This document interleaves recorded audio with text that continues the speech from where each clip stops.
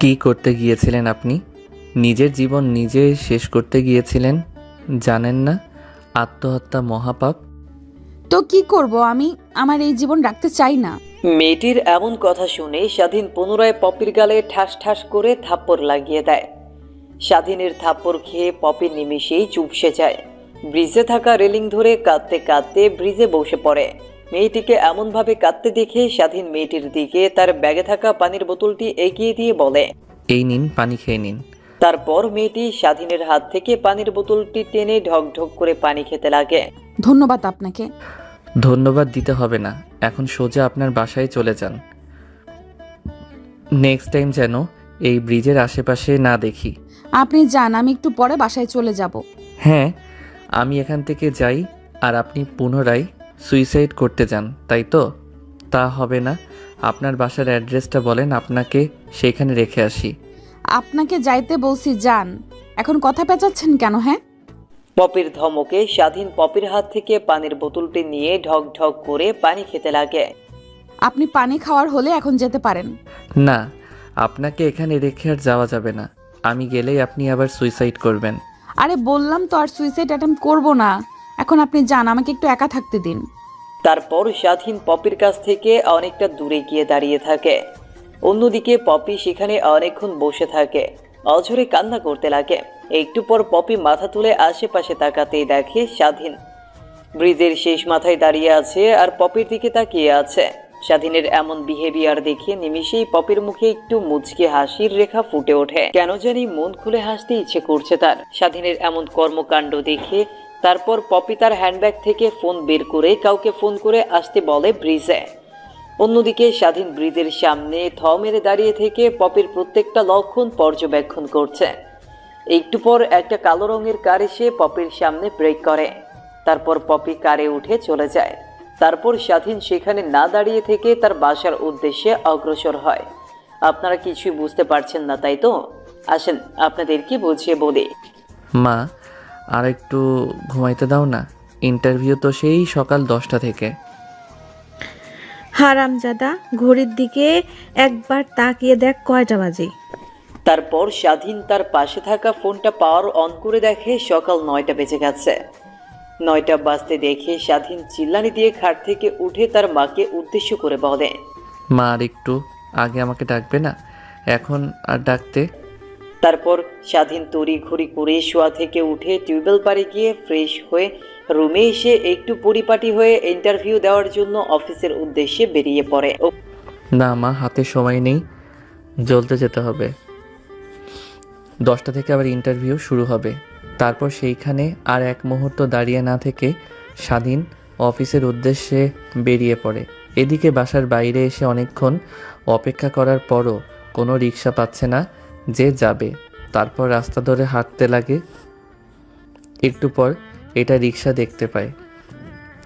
তারপর রিক্সাটা নিয়ে স্বাধীন সোজা অফিসের উদ্দেশ্যে বেরিয়ে পড়ে ইন্টারভিউ দেওয়ার জন্য। একটু পর গিয়ে রিক্সাটা ব্রেক করে অফিসের সামনে গিয়ে তারপর রিক্সা থেকে নেমে ভাড়া মিটিয়ে অফিসের ভিতরে চলে যায়। অফিসে গিয়ে স্বাধীন দেখতে পায় ইন্টারভিউয়ের জন্য প্রায় 100 মানুষ অপেক্ষা করছে, যেখানে এই অফিসে এমপ্লয়ি নিবে মাত্র 10 জন। এই চাকরিটাও বুঝি আমার আর হবে না। আমার থেকে কত ভালো ভালো ব্রিলিয়েন্ট লোকরা এসে ইন্টারভিউ দিচ্ছে। তারপর সবার সামনে লাইনে দাঁড়িয়ে পড়ে স্বাধীন। এক এক করে সবার ইন্টারভিউ শেষ হলে এক পর্যায়ে স্বাধীনের ইন্টারভিউ আসে। স্বাধীন ইন্টারভিউ রুমের সামনে দাঁড়িয়ে, আসতে পারি স্যার? জি আসুন। তারপর স্বাধীন গিয়ে তাদের সামনে থাকা চেয়ার টেনে বসে পড়ে। তারপর তারা স্বাধীনকে উদ্দেশ্য করে বলে, আচ্ছা, এর আগে কখনো কি কোথাও চাকরি করেছেন? না স্যার, এটাই আমার লাইফের ফার্স্ট জব হবে। বাট একটা জিনিস কি স্যার, আমাকে একটা কাজ একবার দেখিয়ে দিলে সেই কাজটা দ্বিতীয়বার দেখাতে হবে না? বুঝতে পারছি, তা শুধু খালি হাতে কি আর চাকরি পাওয়া যায়? স্যার, বুঝতে পারছি না আপনারা কি বলছেন। বলতে চাচ্ছি যে আমাদেরকে একটু মিষ্টিমুখ করার, তাহলে আপনার চাকরি কনফার্ম হয়ে যাবে। স্যার, তা তো আপনাদের মিষ্টিমুখ করাবো, আগে জবটা হয়ে নিক। স্বাধীনের এমন কথা শুনে ইন্টারভিউ রুমে থাকা সবাই হা করে হাসতে লাগে। লোকগুলোর হাসির কারণ বুঝতে পারে না স্বাধীন। আরে বাবা, আমি আপনাকে বোঝাতে চাচ্ছি যে এখানে জব পেতে হলে আমাদেরকে কিছু টাকা দিতে হবে। সবাইকে টাকার অফার করেছি, ওরা রাজি হয়েছে। প্রত্যেকজন তাদের পদের জন্য আমাদেরকে 3 লাখ করে টাকা দেবে। আপনি যদি 3 লাখ টাকার বেশি দেন তাহলে তাদেরকে রেখে আপনাকে চাকরি দেব। স্যার, আমার বাবা বলেছে কখনো ঘুষ দিয়ে আমাকে চাকরি দেবে না, আর আমিও চাই না ঘুষ দিয়ে চাকরি করতে। প্রয়োজন হলে রিক্সা চালিয়ে খাবো, তাও ঘুষ দিয়ে কোনো চাকরি নেব না। তারপর স্বাধীন সেখানে আর দাঁড়িয়ে না থেকে কেবিন থেকে বেরিয়ে যায়। স্বাধীনের এমন কথা শুনে ইন্টারভিউ নেওয়া প্রত্যেকেই বোকা বনে যায়। অন্যদিকে ইন্টারভিউ রুম থেকে বের হয়ে অফিসের আর এক মুহূর্ত না দাঁড়িয়ে অফিস থেকে বের হয়ে ফুটপাত দিয়ে হাঁটতে লাগে।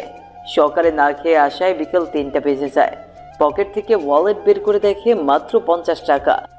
এই 50 টাকা দিয়ে স্বাধীন ভাবতে লাগে, এখন এই 50 টাকা কি করব? খাবার খাবো? অনেক কোথাও লেগেছে নাকি? 50 টাকা নিয়ে বাসায় যাব। বাসায় গিয়ে মা বাবাকে কি বলবো? চাকরি হয়নি। এখন তাদেরকে এমন কথা বলতেও খারাপ লাগে। কথাগুলো আনমনে ভাবতে ভাবতে ফুটপাত দিয়ে হাঁটছিল স্বাধীন। হাঁটতে হাঁটতে এক পর্যায়ে সারাদিন ফুটপাতে থাকা টি স্টলে চলে আসে। তারপর দোকানে বসে কলা পাউরুটি চা খেয়ে নেয়। বিল মিটিয়ে দোকান থেকে বের হয়ে পড়ে। হাতে থাকা 20 টাকার দিকে তাকিয়ে বলে, হায় টাকা! এই টাকার পিছে ছুটতে ছুটতে বিদ্যুৎ হয়ে যায়। দিন শেষে মাটিতে লুটিয়ে পড়তে হয় এই টাকার পিছু করতে। আনমনে কথাগুলো ভাবছিল স্বাধীন আর ফুটপাত দিয়ে হাঁটছিল। কোনো কিছু ভালো না লাগায় বাসায় ফেরার ইচ্ছা ঠিক তেমন একটা না হয় স্বাধীন গিয়ে নদীর পাড়ে একটা বেঞ্চে বসে নদীর দিকে তাকিয়ে রয়েছে। এভাবে অনেকটা সময় পার হয়ে যায়। হঠাৎ একটা মেয়ে এসে পেছন থেকে ডাকতে লাগে, ভাইয়া নেন না, একটা ফুল নেন না, আজকে মাত্র 2টা ফুল বিক্রি করছি। এই ফুলগুলো বিক্রি না করতে পারলে বাসায় আজকে খালি হাতে ফিরতে হবে, আর রাত্রিতে এই ফুলগুলো সব নষ্ট হয়ে যাবে। তখন যে টাকা দিয়ে ফুল কিনেছি সে টাকাও বিক্রি করতে পারবো না। নেন না ভাইয়া, নেন না, একটা ফুল নেন না। হঠাৎ কারো এমন কণ্ঠস্বর শুনতে পেয়ে স্বাধীনের দৃষ্টি নদীর দিক থেকে সরিয়ে পেছনের দিকে তাকিয়ে দেখে একটা বাচ্চা মেয়ে হাতে করে কিছু গোলাপ ফুল নিয়ে স্বাধীনের সামনে দাঁড়িয়ে কথাগুলো বলছে। স্বাধীন নিজেও বুঝতে পারে না মেয়েটিকে কি বলবে। নিজের কাছেও তেমন একটা টাকা নাই, মাত্র 20 টাকা আছে। তারপরেও মেয়েটিকে তার পাশে বসায়।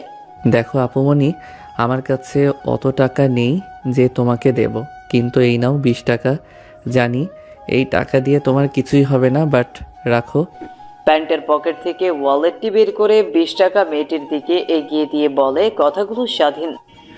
এই নাও ভাইয়া 2টা ফুল, একটা বউ 10 টাকা করে বিক্রি করি, সেখান তো 20 টাকা দিয়েছে। এই নাও 2টা ফুল। 2টা ফুল স্বাধীনের দিকে এগিয়ে দিয়ে কথাগুলো বলে ফুলি। গোমরা মুখটায় যেন হাসির আলোতে পূর্ণিমার মতো জলজল করে। যদি নিজের আনন্দ দেখতে চাও তাহলে রাস্তার পাশে পড়ে থাকা মানুষদেরকে সাহায্য করো। যদি নিজের মধ্যেই মনুষ্যত্ব খুঁজে না পাও তাহলে রাস্তার পাশের মানুষদের দিকে তাকাও। যদি নিজের বাঁচার বিন্দুমাত্র আগ্রহ কমে যায় তাহলে রাস্তার পাশের মানুষদের দিকে তাকাও। তাহলেই বুঝতে পারবে তুমি তাদের থেকে কতটা ভালো স্থানে আছো। কি ভাইয়া, কি ভাবছো? ফুলগুলো না? না, আমার ফোন লাগবে না। আমার প্রিয় মানুষও নেই যাকে ফুল দেব। তারপর স্বাধীন বালতির ভেতর থেকে 2টা ফুল নিয়ে পুনরায় মেয়েটিকে অর্থাৎ ফুলিকে হাঁটু গেড়ে প্রপোজ করে বলে, আমার কিউট আপুটির জন্য 2টা ফুল। জানি আমার আপনার কাছে ফুলের সৌন্দর্য বড়ই ম্রিয়মান। তারপর স্বাধীন আর ফুল বিক্রি করা ফুলি মেয়েটি দুজনে মিলে নদীর পাশে থাকা টেবিলে বসে অনেকক্ষণ ধরে কথা বলতে লাগে। আচ্ছা আপু, তোমার বাসায় কে কে আছে? আসলে ভাইয়া আমার বাসায় তেমন কেউ নাই, শুধু মা আর আমি। আর মার মুখ থেকে শুনেছি বাবা নাকি অনেক আগেই মারা গেছে। আচ্ছা আপুমনি, তুমি পড়ালেখা করো না? হ্যাঁ ভাইয়া, লেখাপড়া করতাম, বাট প্রায় 1 বছর ধরে লেখাপড়া করি না। মা বাসায় বাসায় গিয়ে কাজ করতো আর আমি স্কুলে থাকতাম। কিন্তু হঠাৎ করে একদিন বাসায় এসে দেখি মা হওয়া ধরে কান্না করছে। আমি তার কাছে যেতেই আমাকে ধরে সে কান্না করে। এরপর থেকেই শুধু অসুস্থ হয়ে ঘরের ভেতরে থাকে।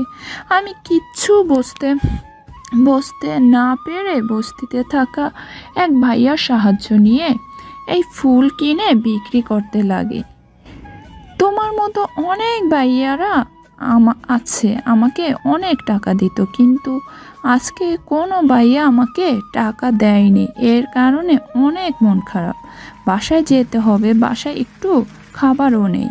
তাহলে ভাইয়া তুমি এখানে বসে থেকে মনোমুগ্ধকর পরিবেশ উপভোগ করো, আমি তাহলে আসি, পরে না হয় আবার দেখা হবে। কথাটি বলেই ফুলি স্বাধীনের দিকে মুচকি হেসে টেবিল থেকে নেমে হাঁটতে লাগে। স্বাধীন অপলক দৃষ্টিতে ফুলির দিকে তাকিয়ে আছে আর মনে মনে ভাবছে, কি মায়া ভরা চেহারা, অগ্নি নিক্ষেপ করা দৃষ্টি, তারপরেও মেয়েটির এমন অবস্থা। যদি কোনো একদিন সময় পাই তাহলে আমি এমন মানুষদের পাশে দাঁড়াবো। কথাটা বলেই সেই দিক থেকে দৃষ্টি সরিয়ে পুনরায় নদীর দিকে তাকিয়ে থাকে স্বাধীন। হঠাৎ স্বাধীনের নজর যায় ব্রিজের দিকে। দেখতে পায় একটা মেয়ে সুইসাইড করার জন্য রেলিংয়ের উপর দাঁড়িয়ে আছে। স্বাধীন ব্রিজের উপর ভালোভাবে লক্ষ্য করে দেখে কেউ দাঁড়িয়ে নেই। তারপর স্বাধীন সেইখানে আর এক মুহূর্ত না বসে থেকে দৌড় লাগায় ব্রিজের উদ্দেশ্যে। একটু পর ব্রিজের কাছে এসে মেয়েটিকে রেলিং থেকে নামিয়ে ঠাস ঠাস করে থাপ্পড় লাগিয়ে দেয় স্বাধীন। তারপর কি হলো তা তো আপনারা জেনেই গেছেন। স্বাধীন রাস্তা দিয়ে হাঁটছিল আর আজকের দিনে ঘটে যাওয়া সব বিষয়গুলো ভাবতে লাগে।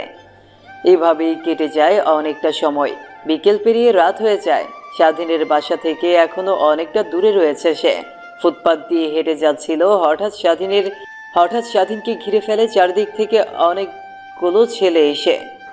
তোর কাছে যা আছে ভালোই ভালো দিয়ে দে, না হলে কিন্তু আজকে তোর হবে জীবনের শেষ রাত। ছেলেগুলোর এমন কথা শুনেই স্বাধীন হা হা করে হাসতে লাগে। ফোনের দিকে ছিনতাইকারী ছেলেগুলো কিছুই বুঝতে পারে না স্বাধীনের বিষয়। তখনই স্বাধীন ছিনতাইকারীদেরকে উদ্দেশ্য করে বলে, আরে আমি এক ফকির, তোরা এসেছিস আমাকে ছিনতাই করতে। এই ফাইলটা ছাড়া আমার কাছে কিছুই নেই, খুঁজে যদি কিছু পাস নিয়ে যা তোরা। ধ্যাত, আজকে বিজনেসটাই শুরু হলো একটা ফকিরকে দিয়ে। যা শালার পর এখান থেকে ভাগ, দ্বিতীয়বারের মতো এখানে যেন না দেখি। স্বাধীন সেখানে আর এক মুহূর্ত না দাঁড়িয়ে থেকে হাঁটতে লাগে বাসার উদ্দেশ্যে। আর আনমনে ভাবে, এই একটা দুনিয়ায় কত রঙের মানুষ দেখব। কেউ আছে নিজের স্বার্থ হাসিলের উদ্দেশ্যে, কেউ আছে নিজের জীবন দিয়ে দিতে, কেউ আছে নিজের জীবনের বিনিময়ে অন্যের জীবন রক্ষা করতে। কথাগুলো ভাবতে ভাবতে পকেট থেকে ফোন বের করে পাওয়ার অন করে দেখে রাত 9টা বেজে গেছে। আশেপাশে ভালো করে তাকিয়ে বোঝার চেষ্টা করে কোথায় আছে। বুঝতে পারে বাসার অনেকটাই কাছে চলে এসেছে সে। আপনারা আবার ভাইবেন না, আমাদের নায়কের কাছে আবার অ্যান্ড্রয়েড ফোন আছে, নোকিয়া একটা ফোন আছে, তাও আজ থেকে 3 বছর। ও, আপনাদেরকে তো আমাদের নায়কের সঙ্গে পরিচয় করিয়ে দেওয়া হয়নি। এবার আসেন, আপনাদেরকে আমাদের নায়কের সঙ্গে পরিচয় করিয়ে দিই। আমাদের নায়কের নাম স্বাধীন শেখ, বাবা মায়ের একমাত্র সন্তান বললেও চলে। ছোট্ট একটা বোন আছে যার বয়স মাত্র 3 বছর। সারাদিনে বাবার শহরে ছোট্ট একটা মুদিখানার দোকান আছে। স্বাধীনের বাবার শহরে ছোট্ট একটা মুদিখানার দোকান আছে। সেই দোকান থেকে যা উপার্জন হয় তাতে তাদের সংসার টেনে টুনে চলে যায়। আর স্বাধীনের মা একজন গৃহিণী। এবার আসেন গল্পে পড়া। আপনাদের সঙ্গে কথা বলতে বলতে নায়ক তার বাসার সামনে চলে আসে। দরজায় করাঘাত করতেই স্বাধীনের মা এসে দরজা খুলে দেয়। তারপর স্বাধীনকে উদ্দেশ্য করে বলে, এ বাবা, সেই বের হয়েছে সকাল 9টায়, আর এখন বাসায় ফিরছিস। একবারও কি ঘড়ির দিকে তাকিয়ে দেখেছিস রাত কত হয়েছে? কি খেয়েছিস না খেয়েছিস? আয়, বাড়ির বাহিরে আয়, অমনভাবে দাঁড়িয়ে থাকতে হবে না, ভেতরে। স্বাধীনের মা কথাটি বলতেই স্বাধীন সোজা বাড়ির ভেতরে প্রবেশ করে খাওয়ার টেবিলে চলে যায়। তখন স্বাধীনের মা বলে, কে বাহির থেকে ঘুরে আসলি? যা ফ্রেশ হয়ে আয়, তারপর তুমি খাবার দিও। না মা, অনেক ক্ষুধা লাগছে আমার, খেতে দাও। দিনভর না খেয়ে আছি, বিকালের দিকে চা স্টলে গিয়ে একটা কলার রুটি আর চা খেয়েছি। আচ্ছা বাবা, তুই বল, আমি এক্ষুনি তোর জন্য খাবার নিয়ে আসছি। তারপর স্বাধীন সেখানে বসে পড়ে। একটু পর স্বাধীনের মা খাবার নিয়ে এসে তার মুখের সামনে ধরে। খেয়ে নে বাবা। তা তোর আজকের ইন্টারভিউ কেমন হলো? আর বইল না যে চাকরি করতে চাই, শুধু ঘুষ। আজকে যে কোম্পানিটাতে গিয়েছিলাম, সেই কোম্পানির যারা ইন্টারভিউ নিচ্ছে তারা বলল 3 লাখ টাকা ঘুষ দিলে নাকি এই কোম্পানিতে চাকরি হবে। আর আমি কোনোভাবেই ঘুষ দিয়ে চাকরি নিব না, তুমি তা ভালো করে জানো। আমি আমার যোগ্যতাই নেব। দেখ বাবা, এর জন্য এমন মন খারাপ করে আছিস, চাকরি একটা হয়নি আর একটা হবে, আর একটা হয়নি আর একটা হবে, এভাবে একটা না একটা চাকরি তো হবেই। চাকরি না হলে তোর বাবার মতো আরও একটা মুদিখানার দোকান দিয়ে নি, তাহলেই তো হয়ে যাবে। কথাগুলো স্বাধীনকে ভাত খাইয়ে দিতে দিতে বলে স্বাধীনের মা। স্বাধীন ছোট বাচ্চার মতো পার্টিতে বসে আছে আর ওর মা খাইয়ে দিচ্ছে। স্বাধীনের খাওয়া শেষ হলে ওয়াশরুমে গিয়ে ফ্রেশ হয়ে নেয়। তারপর সোজা স্বাধীন তার রুমে চলে যায়। রুমে গিয়ে স্বাধীন সোজা খাটে গিয়ে শুয়ে পড়ে। রাত অনেক হওয়াতে এপাশ ওপাশ করতে করতে ঘুমিয়ে যায়। এইভাবে কেটে যায় অনেক কয়টা দিন। কিরে বাবা, আর কত পড়বে? এই পড়ালেখা করতে করতে তো নিজের জীবন দিয়ে দিবি। এখন দেখছি যেই লেখাপড়া করে চাকরি নিতে হলে লাখ লাখ টাকা ঘুষ দিতে হয়, সেই লেখাপড়া করার থেকে না করাই ভালো। এছাড়া সে সকল কথা, তোর বাবা সেই সকালে না খেয়ে বাজারে গেছে, খাওয়ার কথা বলতেই বলল যে দুপুরে এসে খাবে। দুপুর গড়িয়ে যাচ্ছে, বাট তোর বাবার আসার কোনো নামগন্ধ নেই। জাদু, তুই বাজারে যা, দোকানে গিয়ে বয় আর তোর বাবাকে বাসায় পাঠিয়ে দে। ওকে মা, আমি এখনই যাচ্ছি। কথাটি বলেই স্বাধীন পড়ার টেবিল থেকে উঠে ওয়ার্ড্রোব থেকে একটা গেঞ্জি আর পরনের লুঙ্গি তো আছেই, সে অবস্থাতেই বাজারে যাওয়ার জন্য বাসা থেকে বের হয়। বাড়ি থেকে বের হয়ে বাজারে যাচ্ছিল রাস্তা দিয়ে হেঁটে হেঁটে। হঠাৎ রাস্তায় স্বাধীন ও তার বন্ধুর সঙ্গে দেখা হয়। কে তুই? তোকে তো এখন আর দেখা যায় না। তার সকাল সকাল বাজার দিকে যাচ্ছিস যে, কোনো কি সমস্যা হয়েছে? আরে না, কোনো সমস্যাই হয়নি। না, তার কোনো সমস্যা হয়নি। তা তুই কোথায় যাচ্ছিস? ওই দিকে? আরে আমি তো তোর কাছে যাচ্ছিলাম, বাট দেখ তোর সঙ্গে দেখা হয়ে গেল। এখন আর তোর বাসায় যাব না, বাজার দিকে যাই। চল। তারপর দুজন মিলে বাজারের দিকে অগ্রসর হয়। রাস্তায় হঠাৎ স্বাধীন সজীবকে প্রশ্ন করে, তোকে যে বলেছিলাম তোর কোম্পানিতে কখনো যদি সার্কুলার দেয় তখন আমাকে বলিস। হ্যাঁ বলেছিল, আমি তো সেই অপেক্ষা আছি কখন সার্কুলার দেবে। বেশ কিছুদিন হলো শোনা যাচ্ছে আমাদের অফিসের যে বস আছে তার মেয়ে নাকি অফিসের দায়িত্ব নেবে। তখন হয়তো বা নতুন বসের জন্য একটা পিও লাগবে। তখন সার্কুলার দিলে তুই যে ইন্টারভিউ দিস। আর তুই তো এও ভালো করে জানিস আমাদের কোম্পানিতে কোনোভাবে ঘুষ কিংবা রেকমেন্ড করলে জব হয় না। তো তুই যদি জব নিতে চাস তাহলে তোর বুদ্ধি আর পরিশ্রম দিয়ে জব নিতে হবে। আমাকে আর সেই কথা বলতে হবে না। আমার সম্পর্কে তো তুই ভালো করে জানিস। স্কুল থেকে কলেজ পর্যন্ত কখনো ফার্স্ট বয় ছাড়া লাস্ট বয় হয়নি। আর যদি হয় ইন্টারভিউর কথা, তাহলে তো তিশার মতো ইন্টারভিউ দিয়েছি। ইন্টারভিউ সম্পর্কে সব কিছু ভালোভাবেই জানি। দুজনে মিলে কথা বলতে বলতে এক পর্যায়ে তারা দুজনে চলে আসে বাজারে। বাজারের পাশে থাকা স্বাধীনের বাবার ছোট্ট একটা মুদিখানার দোকানের সামনে চলে আসে স্বাধীন আর সজীব। তখনই স্বাধীন তার বাবাকে বলল, বাবা, তুমি এখন বাসায় যাও। সেই সকালবেলা এসেছো দোকানে কিছু না খেয়ে, তাই মা তোমাকে বাসায় যাওয়ার জন্য বলল। কিছু খেয়ে না হয় আবার দোকানে চলে এসো। স্বাধীনের বাবা একজন কাস্টমারের সঙ্গে কথা বলছিল। হঠাৎ ছেলের এমন কণ্ঠ শুনতে পেয়ে পেছনের দিকে তাকিয়ে স্বাধীনের কাছে গিয়ে বলে, তোকে কষ্ট করে লেখাপড়া করাইছি দোকানে বসানোর জন্য। তুই বড় একটা কোম্পানিতে চাকরি করবি, এটা আমার স্বপ্ন। যা তুই এখন এখান থেকে। আমি হোটেল থেকে কিছু খেয়ে নেবো, তুই এখন বাসায় যা। না বাবা, না খেয়ে থাকতে থাকতে নিজের কি হাল করেছো দেখেছো একবার? আর হোটেলের খাবার তোমাকে খেতে হবে না, এখন বাসায় যাবে। আমি বলেছি মানে বলেছি, যাও। তারপর স্বাধীনের অনেক জোরাজুরিতে স্বাধীনের বাবা বাসায় চলে যায়। অন্যদিকে স্বাধীন মনোযোগ দিয়ে দোকানদারি করতে থাকে।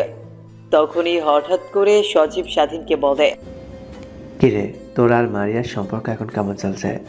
সজীবের এমন প্রশ্ন শুনে স্বাধীন হতভম্ব হয়ে যায়। স্বাধীন ভীতু ভীতু কণ্ঠে সজীবকে বলে, কি কি বলি তুই? মারিয়ার সঙ্গে আমার সম্পর্ক মানে? অভিনয় করতে হবে না, আমরা সব জানি, শুধু তোকে বলিনি। জানিস মানে? কি জানিস তুই? তুই আর মারিয়া যে একে অপরকে ভালোবাসিস তা আমি ভালো করে জানি। অনেকদিন আগে মারিয়া আমার কাছ থেকে তোর নাম্বার চেয়েছিল।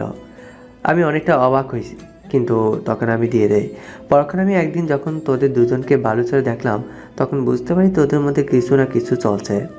বালুর চরমারে কি বলছিস তুই এইগুলো? আমি জানি তুই ভালো অভিনয় করতে পারিস। ছোটবেলায় স্কুলে অভিনয় করে কতবার ফার্স্ট হয়েছিলি, তাকে আমি জানি না? তো এখন তো বড় হয়েছিস, অন্তত পক্ষে এখন তো ভালো হ। ও, আপনারা কিছুই বুঝতে পারছেন না তাই তো? আসেন আপনাদেরকে সব বুঝিয়ে বলি। আসলে মারিয়া হচ্ছে এই গ্রামের চেয়ারম্যানের মেয়ে। স্বাধীন আর মারিয়া দুজন একই কলেজে পড়তো। স্বাধীন আর মারিয়া দুজনেই ছিল লেখাপড়ার দিক দিয়ে অনেকটাই বেস্ট। তার জন্য দুজনের মধ্যে দ্বন্দ্ব হতো কে কার আগে রোল থাকবে।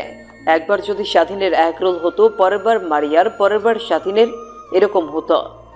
এমন দ্বন্দ্বের মাঝে দুজন একে অপরকে কখন ভালোবেসে ফেলে নিজেরাও জানে না। মুখ ফসকে একদিন মারিয়া স্বাধীনকে প্রপোজ করে ফেলে। স্বাধীনও তার প্রপোজ অ্যাকসেপ্ট করে নেয়। শেষে এগিয়ে চলতে লাগে তাদের ভালোবাসা। কিন্তু তারা এই প্রতিজ্ঞা করে যে কেউ কখনো কাউকে বলবে না তাদের ভালোবাসার কথা। এইবার আসেন গল্পে ফেরা যাক। হায় রে মারিয়া, আমি একে অপরকে অনেক ভালোবাসি। আচ্ছা, তোরা দুজন কতদিন ধরে রিলেশনে রয়েছিস? প্রায় 3 বছর হবে। এর মধ্যে কি তোর একবারও মনে হয়নি যে মারিয়া তোর সঙ্গে প্রতারণা করছে? কি? আমি বলতে চাচ্ছি যে তোর কি একবারও মনে হয়নি যে মারিয়া তোর সঙ্গে গেম খেলছে? কি বলছিস এইগুলা আবল তাবল কথা? আচ্ছা, বাদ দে সেসব কথা। তুই কি জানিস মারিয়ার বিয়ে ঠিক হয়েছে?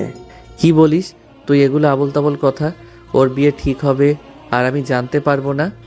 সচিবের কথা শুনে স্বাধীন বাকরুদ্ধ হয়ে পড়ে। নিজের কানকে যেন নিজেই বিশ্বাস করতে পারে না। যাকে নিজের জীবনের থেকে বেশি ভালোবেসেছে তার বিয়ে হয়ে যাচ্ছে অন্যজনের সঙ্গে। তারপর স্বাধীন তার হাতে থাকা ফোনটি বের করে মারিয়ার নাম্বারে ফোন করে। কিন্তু বারবার মেইলি কণ্ঠে একটা কথাই ভেসে আসছে, আপনার অ্যাকাউন্টে পর্যাপ্ত পরিমাণ ব্যালেন্স নেই, দয়া করে রিসার্চ করুন। স্বাধীনের অনেক রাগ হতে থাকে আর আনমনেই বলে, শালার কি একটা জীবন! আমার কথা বলার মতো পর্যন্ত আমার ফোনে টাকা নেই। স্বাধীন কেমন চিন্তিত হয়ে ফোন চাপতে দেখে সজীব তার দিকে এগিয়ে এসে বলে, কিরে, কি হয়েছে? ফোনে টাকা নেই বুঝি? এই নে আমার ফোন। আর ফোনের টাকা থেকে কি হবে? তোর নাম্বার তো নিশ্চয়ই ব্ল্যাক লিস্টে ফেলে দিয়েছে। এর থেকে আমার নাম্বারটা দিয়ে কল দে, দেখবি তাও হয়তো রিসিভ করতে পারে। তারপর সজীবের হাত থেকে ফোনটি নিয়ে নাম্বার তুলে কল করে। প্রথমবার ফোন করায় কেউ কল রিসিভ করে না, দ্বিতীয়বার ফোন করলে কেউ রিসিভ করে, তৃতীয়বারের বার ফোন রিসিভ করে ওই পাশ থেকে মেইলি কণ্ঠ বলে, হ্যালো, কে বলছেন? আর এতবার ফোন দিচ্ছেন কেন? দেখছেন না ফোন ধরছি না, নিশ্চয়ই বিজি আছি। আমি স্বাধীন। ফোনের ওই পাশ থেকে স্বাধীন নামটি শুনে মারিয়া অবাক হয়ে যায়। নাম্বারটি ভালো করে চেক দিয়ে ফোনটা আবার কানের কাছে ধরে বলে, স্বাধীন মানে? আর তোর এই নাম্বার? নাম্বারটা আমার না, সজীবের। আর তুমি আমাকে তুই মুই করে বলছো কেন? ও সরি, তুই করে বলেতে। তো গরিবের বাচ্চা গরিব, তোকে কি বলবো আমি? 3 বেলা তো ঠিক মতো খেতেও পারিস না, 1 বছর ধরে ঘুরছিস চাকরির পেছনে, কিন্তু চাকরিও পাচ্ছিস না। তোকে তুই করে বলবো না তো স্যার বলে ডাকবো? তুমি আজ আমাকে এমন কথা বলতে পারলে? হ্যাঁ, পারবো না কেন? তুই কি এমন যে তোকে তুই করে বলতে পারবো না? আমি তোমার কি হই তুমি জানো? দেখ, যা হওয়ার হয়ে গেছে। নেক্সট টাইম থেকে আমাকে আর ফোন করবি না। আর হ্যাঁ, একটা কথা, ব্রেকআপ। কথাটি বলে ওই পাশের ফোন কেটে দেয় স্বাধীন। আবারও ওই নম্বরে ফোন করে, কিন্তু বারবার একটা কথাই ভেসে আসছে, আপনার কাঙ্ক্ষিত নাম্বারটি এই মুহূর্তে সংযোগ দেওয়া সম্ভব হচ্ছে না। স্বাধীন থ মেরে সেখানে দাঁড়িয়ে আছে, যেন সে একটা ঘোরের ভেতরে আছে। সময় ফুরিয়ে গেলে ঘোরও ফুরিয়ে যাবে। তখন পাশ থেকে সজীব স্বাধীনকে আশ্বাস দেয়, যা হওয়ার হয়ে গেছে। ওই ছেলে একটা স্থলনাময়ী, তো ওর কথা আর ভাবিস না। নিজেকে নতুন করে প্রস্তুত কর। ওর সামনে এমনভাবে দাঁড়াবি যাতে ও তোকে দেখে জ্বলে, নিজেও যেন বুঝতে না পারে যে কি হারিয়ে ফেলেছে। সজীবের এমন কথায় স্বাধীন একটু সাহস ফিরে পায়। সজীবের ফোনটা ওর দিকে এগিয়ে দিয়ে বলে, আচ্ছা তুই বাসায় যাবি? না, বাসায় যাব না। বাসায় গিয়ে কি করব? সেই ঘুমাতে হবে নিশ্চয়ই, কাজ করতে হবে। এর থেকে এখানে বসে আড্ডা দিই দুজন মিলে, তো মনটা একটু ফ্রেশ হবে, আমারও ভালো লাগবে। তারপর স্বাধীন আর মুস্তাফিজুর দুজন মিলে দোকানে বেচাকেনা করতে লাগে আর কথা বলতে লাগে। মুহূর্তের মধ্যেই স্বাধীন যেন ভুলে যায় সবকিছু। স্বাধীন কেমন হাসি খুশি দেখে সজীব পুনরায় বলে, এরকম হাসি খুশি থাকবি সব সময়। তারপর দুজন মিলে আরো অনেকক্ষণ দোকানে বসে থাকে।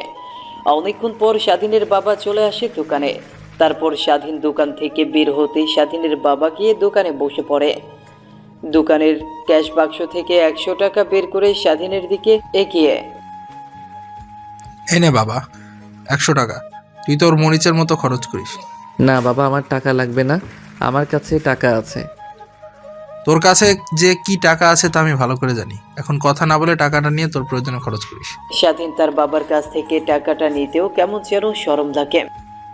বয়স হয়ে গেছে 24, এখনো যদি বাবার কাছ থেকে টাকা নেয় তাহলে কেমন দেখায় না।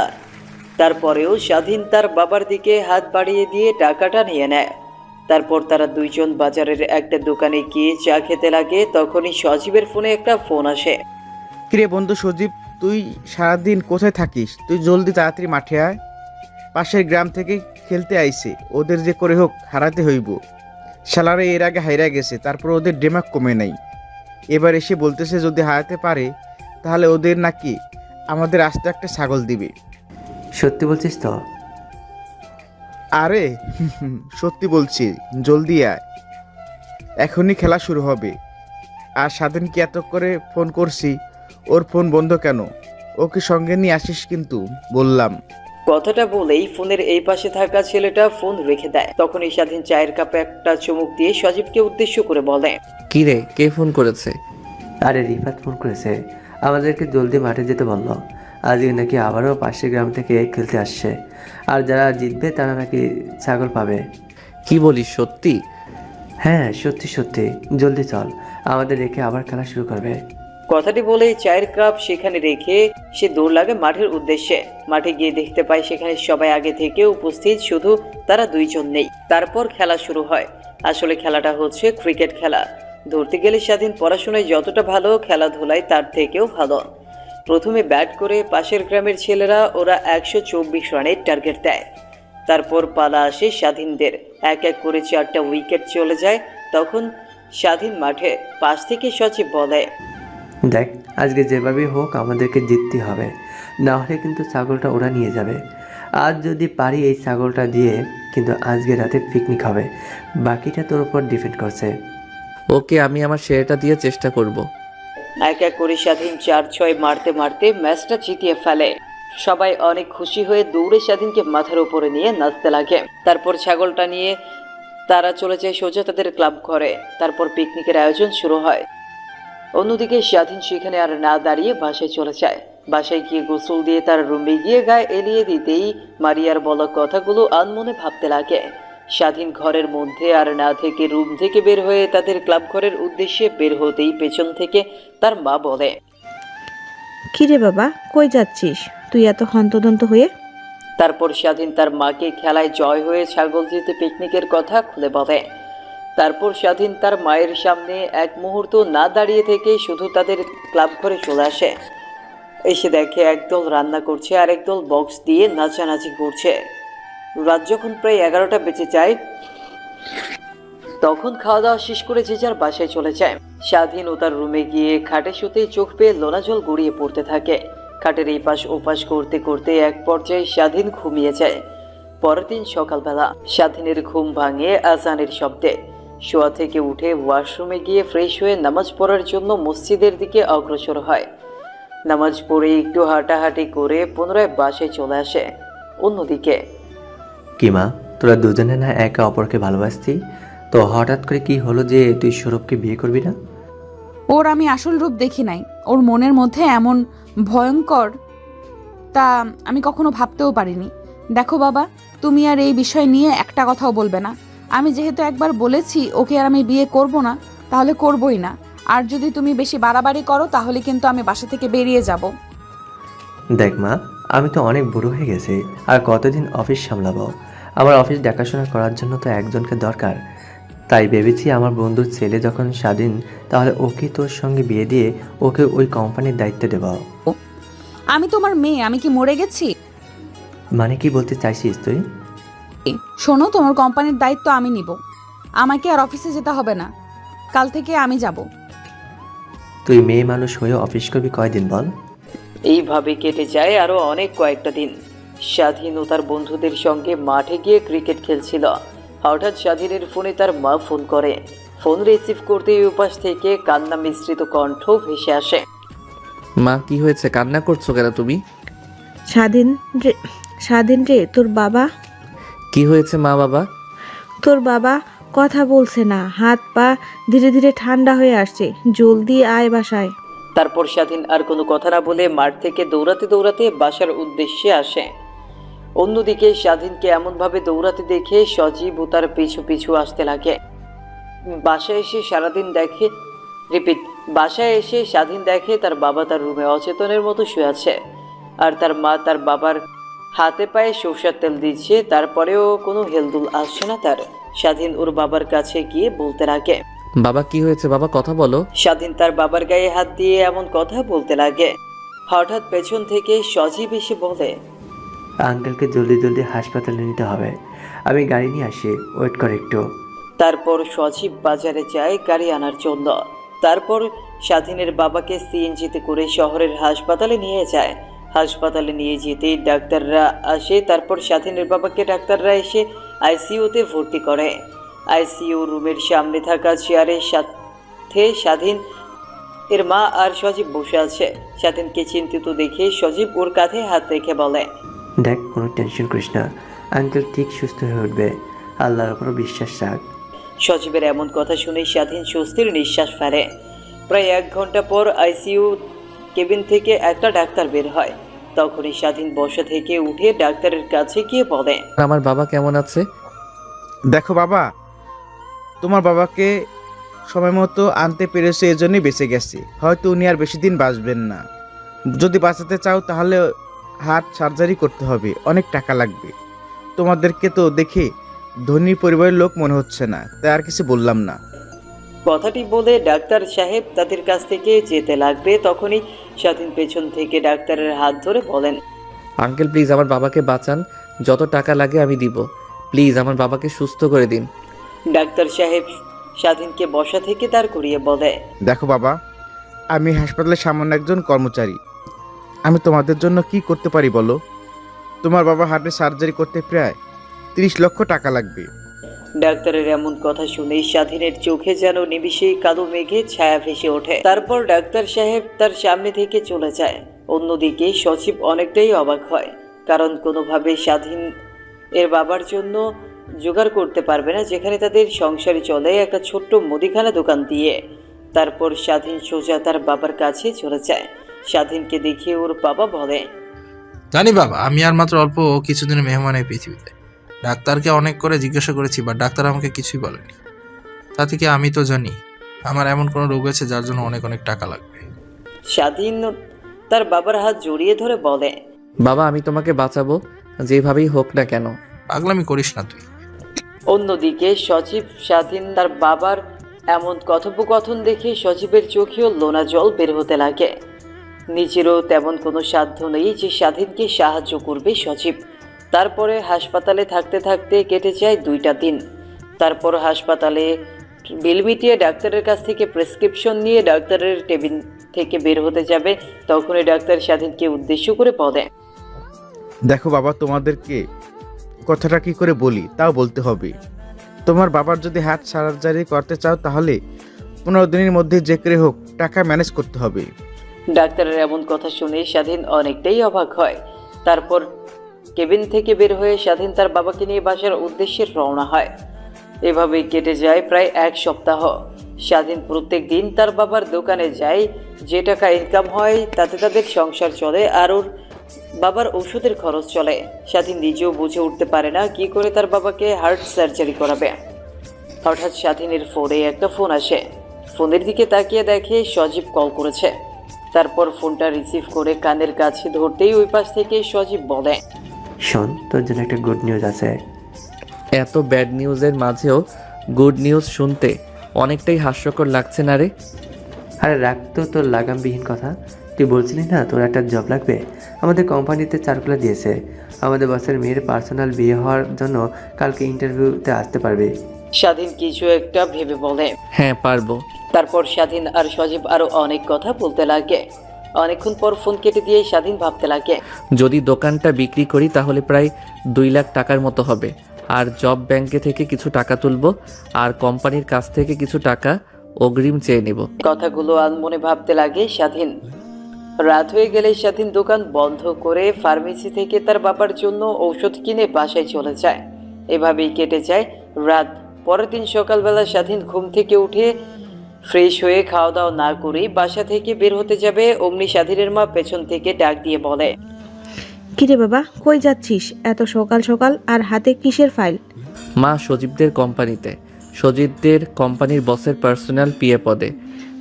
তো খাবার খেয়েছস? স্বাধীন ঘরের দিকে তাকিয়ে দেখে 9টা বেজে গেছে। তখন তার মাকে উদ্দেশ্য করে বলে, দেখো আর 9টা বেজে গেছে, আর 10টা থেকে ইন্টারভিউ শুরু হবে। এখন খাবার খেতে নিলে অনেক লেট হয়ে যাবে, এর থেকে আমি ইন্টারভিউ দিয়ে এসে খাবো। স্বাধীন তার মাকে কথাটি বলে আর এক মুহূর্ত বাসার ভেতরে না দাঁড়িয়ে ইন্টারভিউ দেওয়ার জন্য বেরিয়ে পড়ে। প্যান্টের পকেটে হাত দিয়ে দেখে মাত্র 50 টাকা আছে। তারপর একটা রিকশায় করে সোজা অফিসের সামনে চলে আসে। গেটের সামনে আসতেই দারোয়ান বলে, কি চাই? এমনভাবে অফিসের দিকে ড্যাব ড্যাব করে তাকিয়ে আছেন কেন? আঙ্কেল, আজকে নাকি এই কোম্পানিতে বসের পার্সোনাল দিয়ে পদে ইন্টারভিউ নেবে, তো আমি ইন্টারভিউ দিতে আসছি। ও আচ্ছা, তাহলে ভিতরে যাও। ভিতরে গিয়ে দেখতে পারবে ওয়েটিং রুমে অনেকে বসে আছে, তুমি ওর সঙ্গে গিয়ে বসে পড়ো। একটু পর থেকে ম্যাম ইন্টারভিউ নেওয়া শুরু করবে। কেন, আপনার ম্যাম এখনো আসেনি? না ম্যাম, সাহেব তো এখন আসেনি। উনি এমনিতে সচরাচর লেট করে না, বাট আজকে লেট করলো কেন নিজেও জানি না। অন্যদিকে পপি তার বাবাকে অনেকভাবে বোঝানোর চেষ্টা করে যে কোনোভাবেই সে সৌরভকে বিয়ে করতে পারবে না। পপির বাবা তার কথাতেই অটুট। তোদের বিয়ে আমরা সেই ছোট থেকে ঠিক করেছি, তুই তো সেটা জানিস। আমার বন্ধুকে দেওয়া কথা আমি কখনই বরখাফি করতে পারবো না। তোমার বন্ধুকে দিয়েছো, কথা বলো, খারাপ করতে পারবে না। তাই বলে কি আমার কোনো মতামত নেই? নিজের ভালো আমি নিজে বুঝতে জানি। পপির এমন কথা শুনে পপির বাবার বুকে হাত দিয়ে মাটিতে বসে পড়ে। পপি পেছন ফিরে তার বাবাকে এমন অবস্থায় দেখে দৌড়ে গিয়ে তার বাবাকে বলে, বাবা কি হয়েছে তোমার, এমন করছো কেন? পপির বাবা পপির হাত ওনার বুক থেকে সরিয়ে নেয়। তারপর পপি বাইরে থাকা কাজের ছেলেপেলেদেরকে ডাক দিয়ে তার বাবাকে নিয়ে হাসপাতালে চলে যায়। হাসপাতালে নিয়ে যাওয়ার পর ডাক্তাররা পপির বাবাকে আইসিইউতে ভর্তি করে। অনেকক্ষণ পর ডাক্তার কেবিন থেকে বের হলে পপি ডাক্তারের কাছে গিয়ে বলে, আঙ্কেল, আমার বাবার কি হয়েছে? মামনি, তোমার বাবা স্ট্রোক করতে নিয়ে এসেছিল, বাট অল্পের জন্য বেঁচে গেছে। ওনাকে এমন কোনো কথা বলো না যাতে উনি অনেক কষ্ট পায়। ডাক্তার কথাটি বলেই চলে যায়। অন্যদিকে পপি নিজেও জানে না কি করবে এখন। জেনে শুনে তো কখনো ভুল মানুষকে বিয়ে করা যায় না, আবার বাবার কথার ওপরেও কথা বলতে পারছে না। পপি যেন দোটানায় ভুগছে। তারপর পপি সোজা তার বাবার কেবিনে ঢুকে পড়ে। পপিকে দেখে তার বাবা অন্য পাশে মুখ ঘুরিয়ে নেয়। তারপর পপি তার বাবার পাশে গিয়ে চেয়ারে বসে তার বাবার হাত চেপে ধরে বলে, বাবা, আমি জানি তুমি কখনো আমার খারাপ চাইবে না। তুমি নিজেও জানো সৌরভ কত খারাপ একটা ছেলে। সৌরভ আমাকে ফোন করে সব কথা খুলে বলেছে, তোর আর ওর মধ্যে যে ভুল বোঝাবুঝি হয়েছে। পপির আর বোঝার বাকি রইল না যে সৌরভ আগে থেকেই তার বাবাকে ভুল বুঝিয়ে রেখেছে। এখন হাজারবার তার বাবাকে বোঝালেও তার বাবা বুঝতে চেষ্টা করবে না। তখনই পপি তার বাবাকে বলে, বাবা, আমি অন্য আরেকজনকে ভালোবাসি, আর ওকে আমি অনেক আগে থেকেই ভালোবাসি। তোমার মন রক্ষার্থে আমি সৌরভকে ভালোবাসি কথাটা বলেছিলাম। পপির মুখ থেকে এমন কথা শুনে পপির বাবা অবাক হয়ে যায়। পপির দিকে বড় বড় চোখ করে তাকিয়ে বলে, ছেলেটাকে কি করে, ওর বাবা কি করে, ওর বংশ পরিচয়টাই বানকে।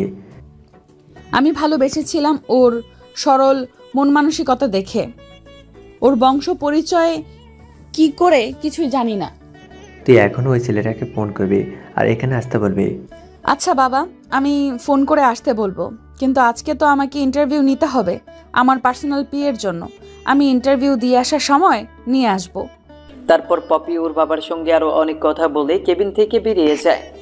তারপর হসপিটালে আর এক মুহূর্ত না দাঁড়িয়ে ডাইরেক্ট গাড়ি নিয়ে বেরিয়ে পড়ে তার অফিসের উদ্দেশ্যে। অন্যদিকে স্বাধীন বসার রুমে গিয়ে ইন্টারভিউয়ের জন্য অনেকক্ষণ অপেক্ষা করতে লাগে, কিন্তু অফিসের বসের আসার কোনো নামগন্ধই নেই। তখনই স্বাধীনের সামনে দিয়ে একটা মেয়ে ইন্টারভিউ রুমে চলে যায়। স্বাধীন তো মেয়েটিকে দেখে অবাক হয়ে যায়। তারপর এক এক করে সবার ইন্টারভিউ নিতে লাগে। সামান্য একটা পিএ পদে চাকরি নেওয়ার জন্য প্রায় 100 জনের ওপরে ছেলে এসে ইন্টারভিউ দেওয়ার জন্য। দেখতে দেখতে একটা সময় স্বাধীনের ইন্টারভিউ সিরিয়াল চলে আসে। তারপর স্বাধীন কেবিনের সামনে। Me come in sir. হ্যাঁ আসুন। তারপর স্বাধীন গিয়ে পপির সামনের চেয়ারে বসে পড়ে। পপি মুখ তুলে তাকিয়ে স্বাধীনকে দেখেই তো অবাক হয়ে যায়। নিমিষেই নিজেকে সামলে নিয়ে, ও আপনি? তা আপনার এই জবটা কেন দরকার? আসলে আমার বাবা অনেক অসুস্থ আর প্রায় অনেক দিন ধরে আমি জব করছি, বাট কোনো জব পাচ্ছি না। বাবার চিকিৎসার জন্য হলেও আমার চাকরিটা প্রয়োজন। তখনই পপির মাথায় একটা দুষ্টু চিন্তার আবির্ভাব হয়। ও আচ্ছা, এই ব্যাপার। তা আপনার বাবার কি অসুখ হয়েছে বলা যাবে কি? হার্ট সার্জারি করতে হবে, অনেক টাকা লাগবে। আপনি এ সকল বিষয় শুনে কি করবেন? কিছু না, বাট আমি যদি আপনাকে আপনার বাবার চিকিৎসার সব খরচ দেই তাহলে কি আপনি আমার কথা মতো চলতে পারবেন? পপির এমন কথা শুনে স্বাধীন যেন নিজের কানকে নিজেই বিশ্বাস করতে পারছে না। জি হ্যাঁ, আপনি যা বলবেন আমি তাই করব। আমাকে বিয়ে করতে হবে, তাও মাত্র 2 বছরের জন্য, কিন্তু কখনোই আপনি আমার কাছ থেকে স্ত্রীর মর্যাদা পাবেন না। স্বাধীন আগে থেকেই ভেবেছিল এমন কিছু একটাই বলবে। স্বাধীন নির্দ্বিধায় রাজি হয়ে যায়। আচ্ছা, আমি ম্যানেজারকে বলবো আপনার যত টাকা লাগে তত টাকা দিয়ে দিবে, বাট এখন আমার সঙ্গে একটা জায়গায় যেতে হবে, আর আমি যা যা শিখিয়ে দেব আপনাকে তাই করতে হবে। কথাটি বলে পপি পিয়নকে ডাক দেয়। মা ডেকেছো? হাট দেখেছি, 2 বছরের একটা এগ্রিমেন্ট নিয়ে আসেন, আর সেইটাতে যেন উল্লেখ থাকে বিয়ের কথা। কি বলছো মা, বুঝতে পারেননি। 2 বছরের একটা এগ্রিমেন্ট নিয়ে আসেন যেখানে বিয়ের কথা উল্লেখ থাকবে, আর হ্যাঁ, আর একটা কথা, এটা যেন বাবা কোনোভাবে জানতে না পারে। আচ্ছা মা। পপির এমন কথা শুনে পিয়ন ওর দিকে ড্যাব ড্যাব করে তাকিয়ে থাকে। তারপর পিয়ন কেবিন থেকে চলে যায়। স্বাধীন পপিকে প্রশ্ন করে, আচ্ছা, আমাকে বিয়েই বান করবেন কেন 2 বছরের জন্য? পপি ল্যাপটপে কাজ করছিল। হঠাৎ এমন প্রশ্ন শুনে স্বাধীনের দিকে এর রাগী দৃষ্টিতে তাকিয়ে বলে, আপনি শোনেন, আজকে যা বলেন এরপর থেকে কখনোই আমাকে আমার পার্সোনাল লাইফ নিয়ে প্রশ্ন করবেন না। ধরতে গেলে আমি আপনার বাবার চিকিৎসার বিনিময়ে আপনাকে 2 বছরের জন্য কিনে নিচ্ছি। আমি যখন যা বলবো তখন তাই করবেন, আর আমার কথার বাহিরে একটা কথাও বলবেন না। কথাটি বলে পুনরায় পপি মনোযোগ দেয় তার ল্যাপটপে কাজ করার দিকে। একটু পর পিয়ন হাতে করে একটা এগ্রিমেন্ট নিয়ে আসে। তারপর স্বাধীন এগ্রিমেন্টটা ভালোভাবে পড়ে দেখে যে পপির বলা কথাগুলো এগ্রিমেন্টে লেখা আছে। তারপর স্বাধীন এগ্রিমেন্টে সই করে দেয়। তখনই পিয়ন পপিকে উদ্দেশ্য করে বলে, আচ্ছা মা, বাইরে থাকা ছেলেটাকে এখন কি করব? ওদেরকে বলেন আমার পার্সোনাল পিএ পেয়ে গেছি, এখন ওনারা যেতে পারে। কথাটি বলে পুনরায় পপি মনোযোগ দেয় ল্যাপটপের উদ্দেশ্যে। অন্যদিকে পিয়নও বাইরে বের হয়ে সবাইকে চলে যেতে বলে। আর স্বাধীন পপির সামনের চেয়ারে বসে আছে। পপিকে কিছু প্রশ্ন করবে সেই সাহসও হচ্ছে না। এই অল্প কিছুক্ষণেই বুঝে গেছে পপি অনেক রাগী একটা মেয়ে। তারপর স্বাধীন ছোট্ট বাচ্চার মতো সেইখানে বসে আছে। কাজের ফাঁকে ফাঁকে এক পলক করে পপি স্বাধীনকে দেখে আর মুচকি মুচকি হাসে। স্বাধীনের ওইদিকে কোনো ভ্রুক্ষেপই নাই। অনেকটা সময় পার হয়ে যাওয়ার পর পপি ওর কেবিন থেকে উঠে টেবিলের ওপরে থাকা কফির মগটা হাতে নিয়ে এক চুমুক দিয়ে জানলা দিয়ে বাইরে তাকিয়ে স্বাধীনকে উদ্দেশ্য করে বলে, এই পৃথিবীতে কতই না আজব মানুষ আছে, তাই না? যাদের কখনো চেহারা দেখে বিবেচনা করা যায় না। আর মানুষও এই পৃথিবীতে জন্ম নিলে এমন মানুষের সঙ্গে অনেকবার দেখা হয়, শুধু তার চেহারাটা মনে রাখতে হয়। মনোযোগ দিয়ে স্বাধীন পপির বলা কথাগুলো শুনছে। আচ্ছা, আপনি কি কখনো কাউকে ভালোবাসছেন নিজের জীবনের থেকে বেশি? পপির এমন প্রশ্নে স্বাধীন কি উত্তর দিবে বুঝে উঠতে পারে না। মাথা দিয়ে হা বোঝায়। তাকে কি পেয়েছেন? স্বাধীন মাথা দিয়ে না বোঝায়। নিশ্চয়ই আপনাকে সে অপব্যবহার করেছে, নয়তো সে আপনাকে তার প্রয়োজনে খাটাইছে, তাই তো? পপির এমন প্রশ্নে স্বাধীন কি বলবে কিছুই বুঝে উঠতে পারে না। পপির এমন কথা শুনে স্বাধীনের চোখ থেকে এক ফোঁটা অশ্রু বের হতেই স্বাধীন তা হাত দিয়ে মুছে ফেলে। ও সরি, আপনাকে পার্সোনাল প্রশ্ন করায়। এখন আসেন আমার পিছু পিছু। তারপর পপি কফির মগটা টেবিলের উপর রেখে কেবিন থেকে বের হয়ে যায়। স্বাধীন ওর পিছে পিছে যেতে লাগে। একটা গাড়ির সামনে গিয়ে দাঁড়িয়ে বলে, আজকে থেকে আমি যখন গাড়িতে উঠবো তখন তুই আমার আগে আগে এসে দরজা খুলে দিবি, মনে থাকে যেন, দ্বিতীয়বার আর তোকে যেন বলতে না হয়। পথে এমন কথা শুনেই স্বাধীন দৌড়ে গিয়ে গাড়ির দরজা খুলে দেয়। তারপর গাড়ি চলতে লাগে তার আপন গতিতে। হঠাৎ ড্রাইভারকে বলে পপি, আচ্ছা, আপনার জানা মতে আশেপাশে কোনো কাজী অফিস আছে কিনা? জি ম্যাম, আসে। কাজে অফিস দিয়ে কি করবেন? তোমাকে কি আমি অত প্রশ্ন করতে বলেছি আছে কিনা? যদি থাকে সেখানে নিয়ে যাও। চলো। তারপর ড্রাইভার গাড়ি ঘুরিয়ে কাজী অফিসের দিকে যেতে লাগে। একটু পর গিয়ে গাড়ি ব্রেক করে কাজী অফিসের সামনে। গাড়ি ব্রেক করতেই স্বাধীন গাড়ি থেকে বের হয়ে পপি যে দরজা দিয়ে গাড়ি থেকে বের হবে ওই দরজাটা খোলে। তারপর পপি হাঁটতে হাঁটতে কাজী অফিসে ঢোকে। স্বাধীন পপির পেছন পেছন যেতে লাগে কাজী অফিসের ভেতরে। তারপর কাজী ওদের দুজনকে উদ্দেশ্য করে বলে, কে তোমরা আর এখানে কেন এসেছো? কাজী অফিসে কেন আসে? বিয়ে করতে তো আমরা বিয়ে করতে এসেছি। তো বিয়ে করতে এসেছো, তাহলে মাত্র দুজন কেন? আরো কয়েকজন লাগবে। তোমার পক্ষ থেকে দুজন সাক্ষী আর ছেলের পক্ষ থেকে দুজন সাক্ষী, এছাড়া কোনোভাবে বিয়ে পড়ানো সম্ভব না। যত টাকা লাগে আমি দিব, আপনি বিয়ে পড়ান। দেখো মা, এইভাবে তো টাকার কথা উল্লেখ হচ্ছে না। বিয়ে পড়াতে গেলে সাক্ষী লাগে আর ওদের সই লাগে। তারপর পপি কাজের সঙ্গে বেশি কথা না বলে কাজী অফিসের বাইরে এসে দেখে অনেক মানুষ দাঁড়িয়ে আছে। তারপর তাদেরকে টাকার লোভ দেখালে তারা বিয়েতে সাক্ষী হওয়ার জন্য রাজি হয়। পুনরায় পপি কাজী অফিসে প্রবেশ করে। তারপর কাজী সাহেব পপি আর স্বাধীনের বিয়ে পড়াতে লাগে। এভাবেই শেষ হয় তাদের বিয়ের পর্ব। তারপর কাজীকে টাকা মিটিয়ে কাবিননামার একটা ফটোকপি নিয়ে কাজী অফিস থেকে বের হয়ে যায়। গাড়ির সামনে আসতেই সারাদিন দৌড়ে এসে গাড়ির দরজা খুলে দেয়। তারপর স্বাধীনকে গাড়িতে বসে পড়ে। তখন ড্রাইভার পুনরায় পপিকে বলে, আচ্ছা ম্যাম, এখন কোথায় যাবেন? হসপিটালে যাব। আর বাবা যেন কোনোভাবেই জানতে না পারে আমি ওই ছেলেটাকে জোর করে বিয়ে করেছি, টাকার প্রলোভন দেখিয়ে। যদি জানতে পারে তো চাকরি তো শেষ করবেই, পাশাপাশি তোকেও শেষ করে ফেলবো। পপি এমন কথা শুনে ড্রাইভার শুকনো ঢোক গেলে। তারপর ড্রাইভার মনোযোগ দিয়ে গাড়ি চালাতে লাগে। একটু বড় গাড়ি এসে থামে একটা হাসপাতালে। স্বাধীন হাসপাতালটা দেখে অবাক হয়, কারণ এর আগে স্বাধীন তার বাবাকে এই হাসপাতালটাতেই নিয়ে এসেছিল। তারপর স্বাধীন গাড়ি থেকে নেমে যেদিক দিয়ে বের হবে ওই দরজাটা খুলে দেয়। পপি যেতে লাগে আগে আগে, আর স্বাধীন পপির পিছু পিছু হাসপাতালে প্রবেশ করে।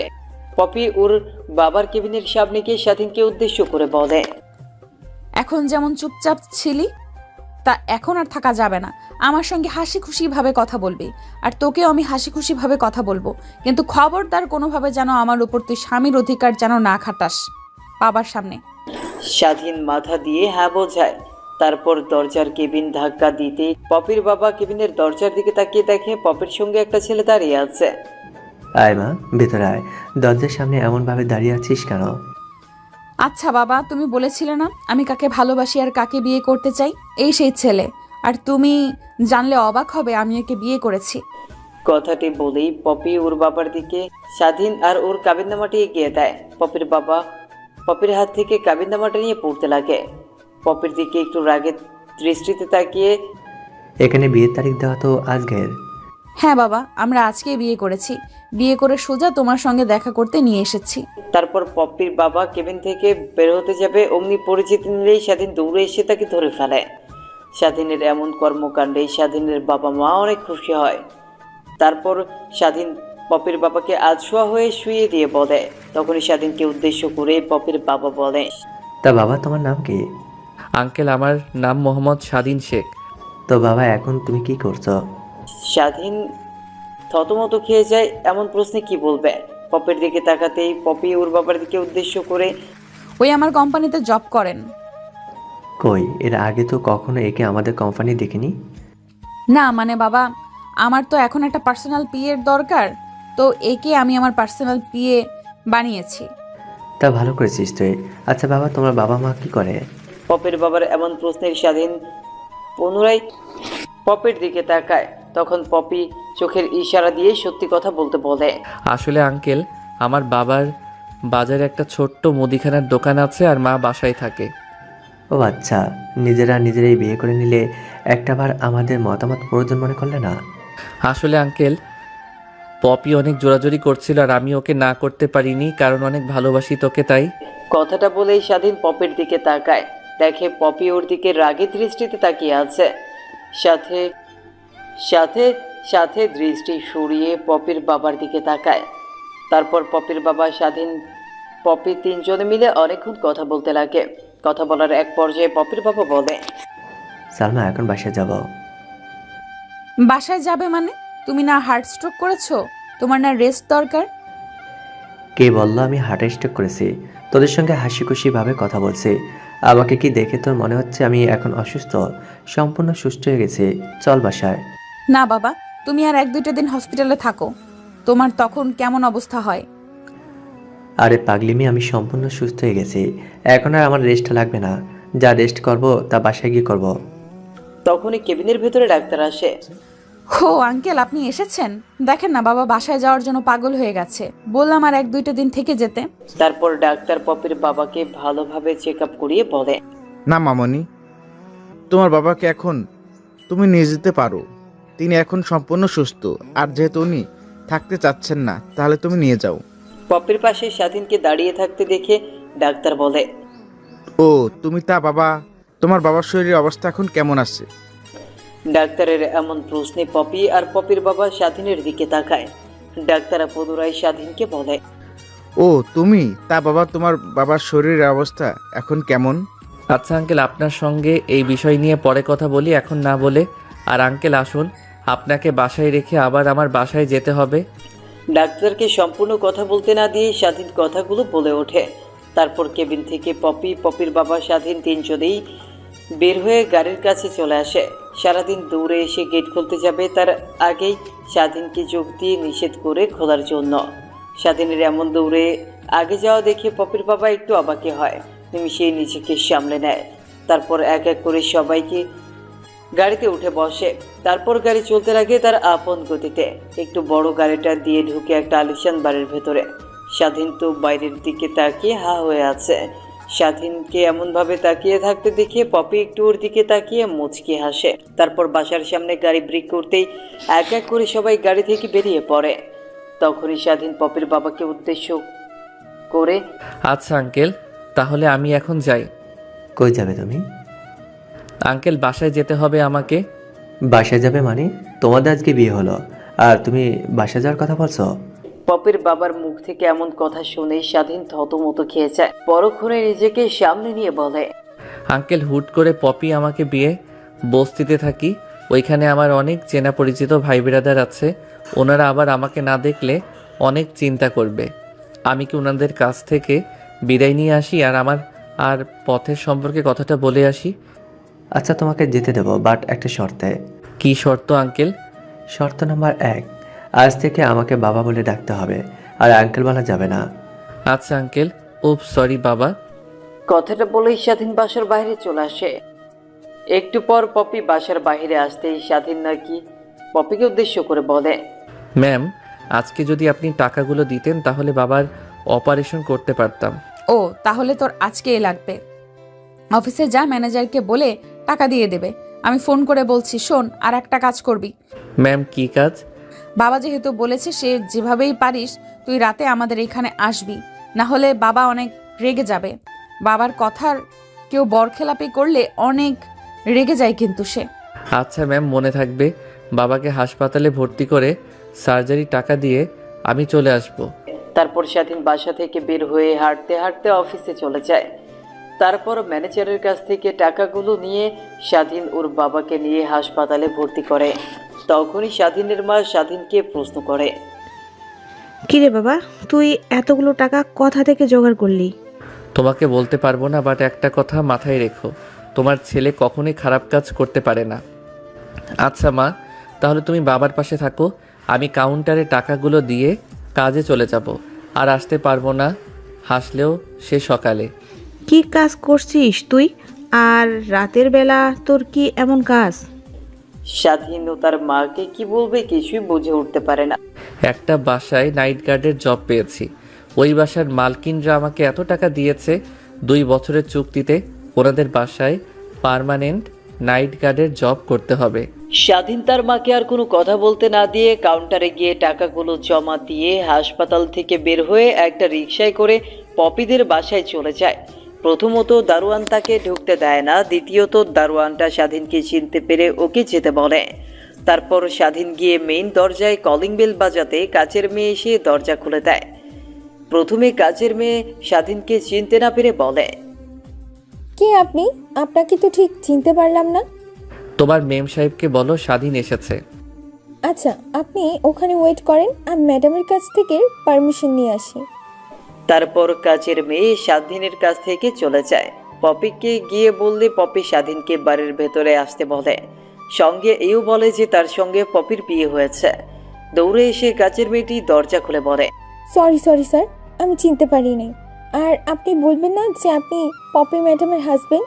তারপর স্বাধীন সেখানে আর এক মুহূর্ত দাঁড়িয়ে কাজের মেয়েটি স্বাধীনকে বসার রুম দেখিয়ে দিলে স্বাধীন গিয়ে বসার রুমে বসে পড়ে। একটু পর পপির বাবা এসে বসার রুমে বসে তাদের সঙ্গে আড্ডা দিতে লাগে। স্বাধীন পপির বাবার সঙ্গে কথা বলতে বুঝতে পারে যে সে একজন অনেক ভালো মনের মানুষ। উপর দিয়ে দেখলে মনে হয় অনেক রাগী মানুষ, বাট ভেতর থেকে অনেক ভালো মনের মানুষ। পপির বাবার সঙ্গে কথা বলতে বলতে রাত কোথা দিয়ে 11টা পার হয়ে যায় সেদিকে কোনো ভ্রুক্ষেপই নেই। হঠাৎ পপির বাবা তার ঘরের দিকে তাকিয়ে বলে, বাবা রাত 10টা বেজে গেল, যাও তোমরা দুজনে এখন তোমাদের রুমে চলে যাও। তারপর পপি স্বাধীন দুজনে পপির বাবার কাছ থেকে বিদায় জানিয়ে রুমে চলে যায়। স্বাধীন পপির রুমে ঢুকতেই অবাক হয়ে যায়, রুমের দেয়ালের চারপাশটা কি সুন্দরভাবে পরিপাটিভাবে সাজানো। স্বাধীনকে এমন আহাম্মগের ন্যায় তাকিয়ে থাকতে দেখে পপি বলে, কিরে, এমনভাবে তাকিয়ে আছিস যে এর আগে কখনোই এত সুন্দর রূপ দেখিসনি, তাই তো? পপির কথা শুনে স্বাধীন রুমের দিক থেকে দৃষ্টি সরিয়ে খাটের দিকে তাকিয়ে দেখে ফুল দিয়ে সুন্দরভাবে সাজানো। পপি খাটটা ফুল দিয়ে সাজানো দেখে অনেক রেগে যায়।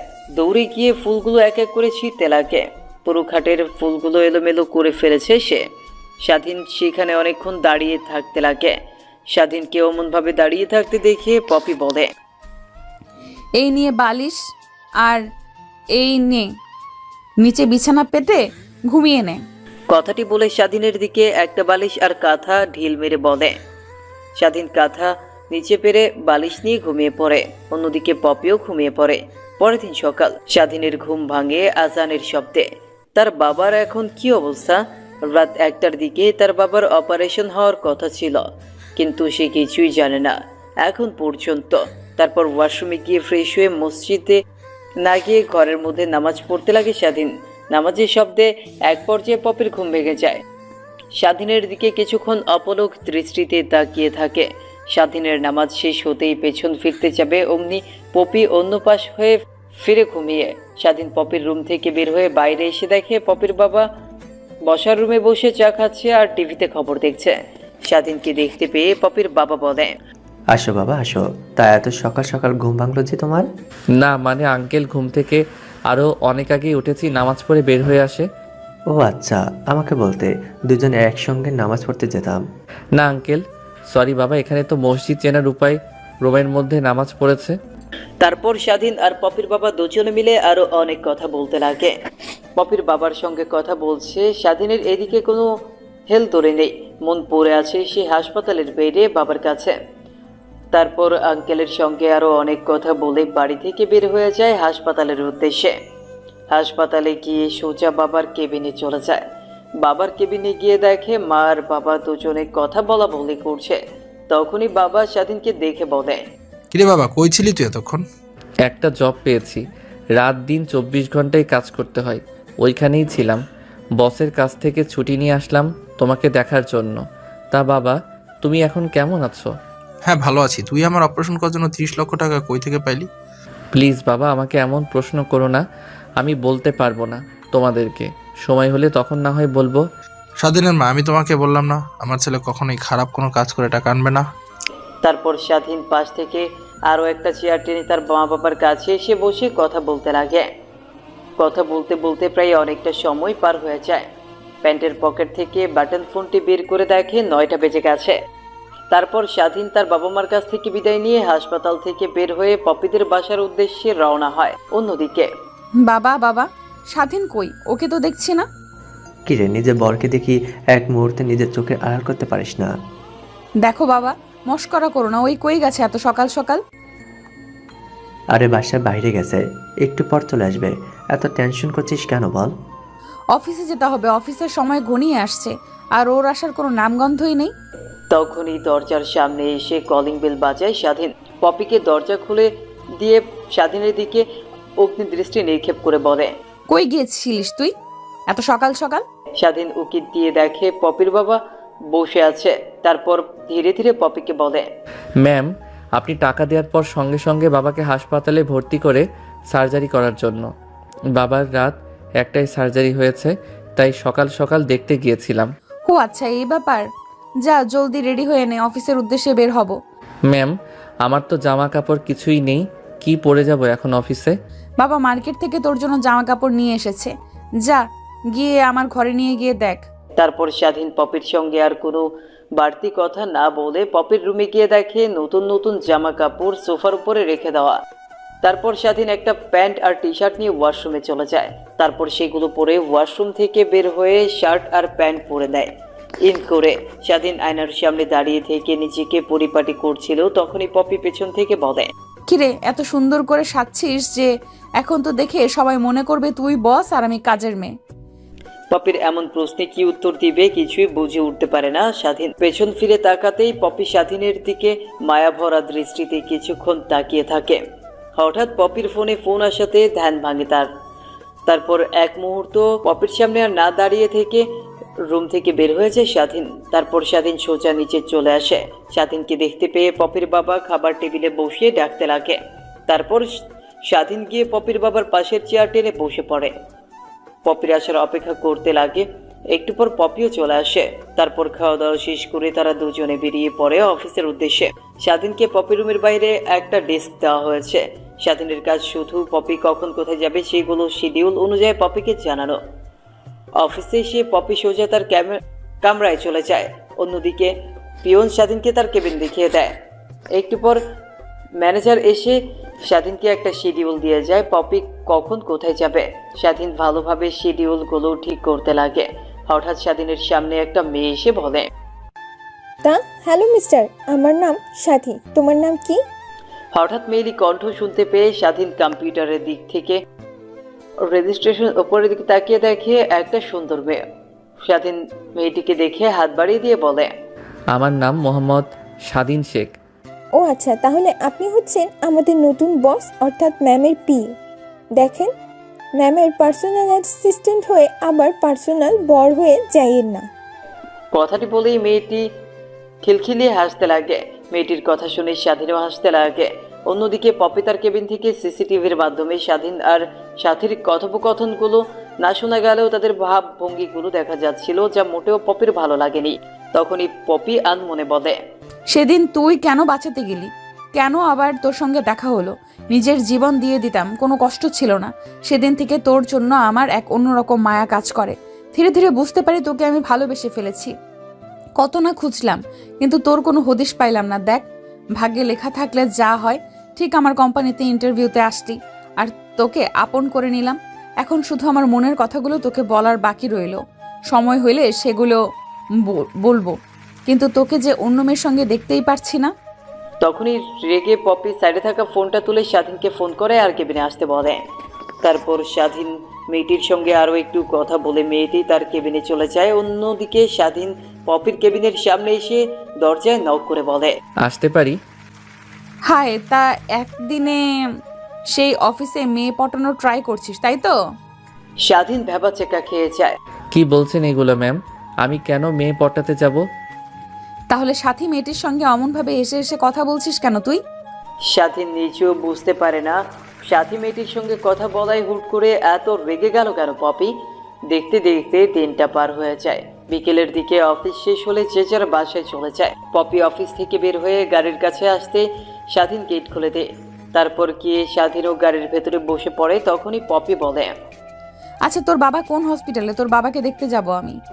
তারপর হাসপাতালের নাম বলতেই ড্রাইভার গাড়িটা নিয়ে যায় হাসপাতালে সেই গাড়িটা ব্রেক করতে গাড়ি থেকে স্বাধীন তার বাবার কেবিনের দিকে যেতে লাগে। পপি তার পেছন পেছন আসতে লাগে। তারপর স্বাধীন ওর বাবার কেবিনে ঢুকতেই পপি ওর কেবিনে ঢুকে পড়ে। তারপর স্বাধীন গিয়ে ওর মার সঙ্গে কুশল বিনিময় করতে লাগে। তখনই পপিকে দেখিয়ে তার মা বাবাকে বলে, ইনি হচ্ছেন আমার অফিসের ম্যাম, আর বাবা তোমার চিকিৎসার জন্য টাকা দিয়েছেন ইনি। তারপর পপি স্বাধীনের মা বাবার সঙ্গে কথা বলতে লাগে। তারপর পপি কেবিন থেকে বের হতেই স্বাধীন তার মা বাবার কাছ থেকে বিদায় নিয়ে পপিকে নিয়ে তার বাসায় চলে আসে। এভাবেই কেটে যায় অনেক কয়টা মাস। দিন দিন পপি স্বাধীনের উপর দুর্বল হতে লাগে। স্বাধীন বুঝতে পেরেও ঠিক তেমন একটা ভ্রুক্ষেপ দেখায় না। একদিন লাঞ্চ পিরিয়ডে স্বাধীন আর সজীব দুজনে মিলে ক্যান্টিনে বসে খাবার খাচ্ছিল আর আড্ডা দিচ্ছিল। তখনই স্বাধীনের ফোনে পপি ফোন করে। জি ম্যাম, কিছু বলবেন? হ্যাঁ, কই তুই? ম্যাম, ক্যান্টিন এসেছে খাবার খাওয়ার জন্য। ক্যান্টিনে খাবার খেতে হবে না, জলদি আমার কেবিনে আয়। স্বাধীন ফোনটা রেখে দিতেই সজীব সন্দেহ মিশ্রিত কণ্ঠে স্বাধীনকে প্রশ্ন করে। কিরে, কে ফোন করেছে? নিচ্ছি ম্যাম। স্বাধীন মাথা দিয়ে হ্যাঁ বোঝায়। তারপর ক্যান্টিনে আর এক মুহূর্ত না দাঁড়িয়ে পপির কেবিনে গিয়ে দুইজন মিলে খাবার খেতে লাগে। এইভাবেই কেটে যায় অনেক কয়টা মাস। দিন দিন স্বাধীনের চুক্তির মেয়াদ শেষ হতে লাগে। আর মাত্র 2 মাস রয়েছে চুক্তিতে স্বাধীন আর পপির বিয়ে। একদিন স্বাধীন তার কম্পিউটারে কাজ করছিল, তখনই পপি ওকে উদ্দেশ্য করে বলে, তুই তো জানিস আর মাত্র 3 দিন পর আমাদের কোম্পানির জন্মবার্ষিকী। তো এইবার আমি চাচ্ছি যে সবার সঙ্গে আনন্দ করতে। তুই কি বলিস? পপির এমন কথায় স্বাধীন মাথা দিয়ে হ্যাঁ বোঝায়। আসলে স্বাধীনের সাথে দুজনের কথোপকথন সহ্য করতে না পেরে স্বাধীনকে পপি তার কেবিনে ডেস্ক তৈরি করে দেয়। সেই থেকে স্বাধীন পপির কেবিনে বসে কাজ করে। কিরে, আমি তোকে কিছু বলছি, তুই কি কিছু শুনতে পাচ্ছিস না? হ্যাঁ ম্যাম, অনেক ভালো হবে। তাহলে তুই এক এক করে সবকিছুর আয়োজন কর। বেশি দিন তো হাতে নেই, মাত্র 2টা দিন। অফিসটা ভালোভাবে সাজাবি আর প্রত্যেকটা স্টাফকে ইনভাইট করবি। ম্যাম, আমি স্বাধীন আর কোনো কথা বলতে পারে না পপির কথার ওপরে। দেখতে দেখতে অফিসের প্রতিষ্ঠা বার্ষিকীও চলে আসে। পুরো অফিসটা লাইট দিয়ে সাজানো হয়েছে। রাতে পার্টির আয়োজন করা হয়েছে। এই আয়োজনগুলো দেখে পপি অনেকটা খুশি হয়। রাতের বেলা অফিসের প্রত্যেকটা স্টাফ এসে পার্টিতে এনজয় করতে লাগে। অন্যদিকে পপি অনেক সুন্দরভাবে সেজে পার্টিতে আসে। পার্টিতে এসে দেখে স্বাধীন আর সাথী দুজনে নাচানাচি করছে আর অফিসের সবাই তাদের দুজনকে বাহবা দিচ্ছে। পপির এমন দৃশ্য দেখে রাগ মাথায় উঠে যায়। এক এক করে ড্রিঙ্কস করতে লাগে পপি। ধীরে ধীরে পপি নিজের ওপর কন্ট্রোল হারাতে লাগে। পপিকে সবাই ড্রিঙ্ক করতে দেখে অবাক হয়ে যায়। স্বাধীন গিয়ে ওকে থামানোর চেষ্টা করলেও স্বাধীনের কথায় কোনো হেলদোল করে না পপি। অতিরিক্ত ড্রিঙ্ক করায় মাতাল হয়ে যায় পপি। সবাইকে উদ্দেশ্য করে আবুল তাবুল কথা বলতে লাগে। স্বাধীন পপিকে আর সেখানে না রেখে গাড়ি করে বাসায় নিয়ে আসে। বাসায় নিয়ে এসে পপিকে সোজা তার কেবিনে নিয়ে যায়। খাটে শুইয়ে দিতে যাবে অমনি স্বাধীন নিচের টাল সামলাতে না পেরে পপির গায়ের ওপর শুয়ে পড়ে স্বাধীন। পপির কাছ থেকে নিজেকে ছাড়ানোর অনেক চেষ্টা করতে লাগে স্বাধীন, বাট পপি তার নিচের কন্ট্রোলে নেই। স্বাধীনকে জড়িয়ে ধরে ওর ঠোঁটের সঙ্গে ঠোঁট লাগিয়ে চুষতে লাগে। ওর মাথার চুলগুলো আঁকড়ে ধরতে লাগে। স্বাধীন পপির কাছ থেকে অনেকবার ছাড়ানোর চেষ্টা করলেও ব্যর্থ হয়। স্বাধীন নিজেকে আর কন্ট্রোল করতে না পেরে পপির সঙ্গে মিশে যায় স্বাধীন। পরের দিন সকালবেলা সবার আগেই ঘুম ভাঙে পপির। নিজেকে স্বাধীনের বুকের মাঝে আবিষ্কার করতে দেখে অবাক হয়। নিমিষেই নিজের মুখের কোণায় হাসিটা ফুটে ওঠে। কিছু একটা ভেবে স্বাধীনকে ধাক্কা দিয়ে খাট থেকে ফেলে দেয়। কি হলো? এটা ধাক্কা দিয়ে ফেলে দিলেন কেন? কুত্তার বাচ্চা, তোর সাহস কি করে হয় আমার সঙ্গে এমন কাজ করার? কাল না হয় আমার নিজের উপর নিজের কন্ট্রোল ছিল না, তাই বলে তুই আমার সঙ্গে এমন কাজ করবি? আমার সরলতার সুযোগ নিলি তুই? তোকে যে আমি কি করব? দেখেন ম্যাম, আমার নিজের উপর নিজেরও কন্ট্রোল হারিয়ে ফেলেছিলাম। প্লিজ আমাকে ক্ষমা করে দেন। আমার চোখের সামনে থেকে চলে যা, তোকে আর যেন না দেখি। কথাটি বলা শেষ হলেই স্বাধীন প্যান্ট আর টি শার্ট পরে বাসা থেকে বের হয়ে যায়। দেখতে দেখতে 2টা মাসও পার হয়ে যায়। পপির চুক্তি অনুযায়ী এখন তাদের দুইজনের ডিভোর্স দিতে হবে। তারপর স্বাধীন উকিলের কাছে গিয়ে ডিভোর্স পেপার করে সাইন করে দিয়ে পপিদের বাসায় চলে আসে। পপিকে কোথাও দেখতে না পেয়ে রুমের সামনে গিয়ে কড়া নাড়তেই, কে? আমি স্বাধীন, আসতে পারি?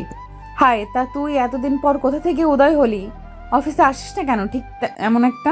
তারপর স্বাধীন রুমের ভেতর প্রবেশ করে ডিভোর্স লেটারটা পপির দিকে এগিয়ে দিয়ে বলে, এই নিন ডিভোর্স পেপার। আপনাকে মুক্তি অনুযায়ী আজকে 2 বছর পূর্ণ হলো। আর হইলে লেখা ছিল যে আপনাকে 2 বছর পর ডিভোর্স দিয়ে দিতে হবে, তো আমি আপনাকে ডিভোর্স দিয়ে দিলাম। স্বাধীনের মুখ থেকে এমন কথা শুনে পপি অবাক হয়ে যায়। দৌড়ে গিয়ে স্বাধীনকে জড়িয়ে ধরে। দেখো, তুমি আমাকে ভুল বুঝো না। আমি তোমাকে সেই অনেক আগে থেকেই ভালোবাসি। যখন আমার জীবন বাঁচাও, আমাকে সঠিক পথ দেখাও।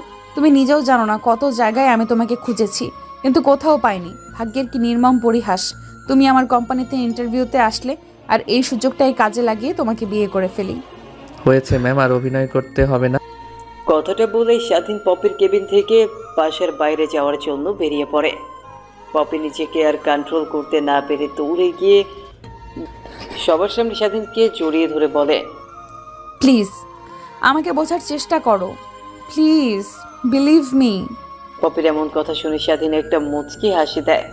পপিকে স্বাধীন তার থেকে ছাড়িয়ে বের হয়ে যেতে লাগে বাসা থেকে। হঠাৎ পপি একটা চিৎকার দিয়ে মাটিতে লুটিয়ে পড়ে। স্বাধীন পেছন ফিরে পপিকে এমন অবস্থায় দেখে দৌড়ে গিয়ে জড়িয়ে ধরে। এই কি হয়েছে আপনার? প্লিজ কথা বলেন না। এই যে কি হলো থেকে আমিও আপনাকে অনেক ভালোবাসি, কিন্তু বলতে পারিনি। আমি আর আপনি কখনো এক হতে পারি না, যেখানে আমি একজন সামান্য একজন কর্মচারী আর আপনি একজন অফিস। আর কোনো কথা না বলে স্বাধীন পপিকে কোলে তুলে নিয়ে গাড়ির মধ্যে শুইয়ে দিয়ে হাসপাতালে নিয়ে যায়। তারপর ডাক্তার এসে পপিকে নিয়ে যায়। একটু পর স্বাধীন ডাক্তারের কাছে যেতেই বলে, কংগ্রাচুলেশন মিস্টার, আপনি বাবা হতে চলেছেন। ডাক্তারের মুখ থেকে এমন কথা শুনেই স্বাধীন খুশিতে আত্মহারা হয়ে গিয়ে দৌড়ে কেবিনের মধ্যে ঢুকে পড়ে। পপির হাতটা নিজের হাতের আঙ্গুলের মাঝে নিয়ে বলে, ডাক্তার কি বলেছেন শুনেছেন? হ্যাঁ শুনতে পাইছি, আমি অন্তঃসত্ত্বা। এখন কিসের জন্য এসেছেন এই উপবাদিতে যে এই বাচ্চার বাবা আপনি না? কখনো আপনার কাছে এই বাচ্চা পাওয়ার অধিকার নিয়ে দাঁড়াবো না। এখন আপনি আমার সামনে থেকে আসতে পারেন। আরে বোকা মেয়েরা, রাগ করে থেকো না প্লিজ। আমি কি মাফ করে দাও, নিজেকে কান ধরে বলছি। কেবিনের মধ্যে স্বাধীন কানে ধরে উঠবোস করতে লাগে। নিমিষেই পপির মুখে হাসির রেখা ফুটে ওঠে। পারবে তো এমনভাবে আজীবন আমার পাশে থাকতে? আজীবন কেন, হাজার হাজার বছরে যদি বাঁচি, হাজার হাজার বছর তোমার পাশে এমনভাবে থাকবো। কথাটি বলে পপিকে স্বাধীন জড়িয়ে ধরে।